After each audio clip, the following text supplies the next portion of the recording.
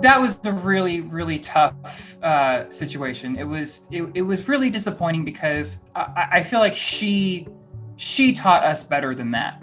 You know, sometimes I try to separate the creator and the creation for my own comfort, because I know there are a lot of things that I really, really love that later on in life I found out they were created or written by not so great people. I think we just have to really be thankful for the creation that we know, but learn to separate. And I'm not just talking about J.K. Rowling. I'm talking about, films that were made, like The Wizard of Oz, for example, one of the most amazing films in the world. And, later on in life, you realize, there was a lot of icky stuff that went on with that. I don't think there's any fault in still enjoying it for what it is, holding on to the joy that it brought you. But I also do think that you need to, in your head, at least acknowledge the problematic nature of that. All I really can do at the end of the day, I can't take back someone's words. I can't force them to apologize. I can't force them to change the way they think. At the end of the day, all I can do is say that, the trans community has always been there for me.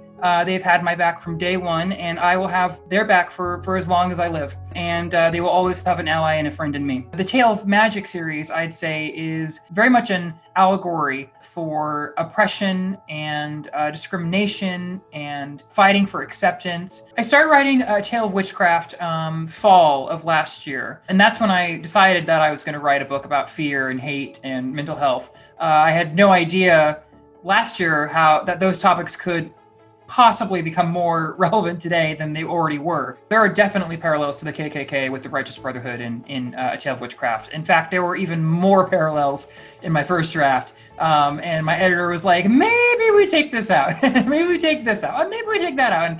And she was right. Because at the end of the day, as therapeutic as something is, to get your frustrations out, you still have to tell a good story. I mean, another name for the Righteous Brotherhood and A Tale of Witchcraft could just be the Mitch McConnells. They're really based on they represent hate, and they represent everything that's wrong with this world. And they're a bunch of very cowardly, hateful, miserable men who think the only way that they can find joy is by taking joy away from others and taking rights away from people who deserve to have rights. I did not plan any comparisons to Trump with the bad guy in my book, but I think it's very telling that there are so many comparisons to our president and the villain of a children's book. I think it is absolutely outrageous that things like human rights and climate change have become political issues. I mean, every day, it seems like every other day, we have another right that's on the chopping block. I've never wanted to be political, but if standing up for minorities, if standing up for the planet, if standing up for gay people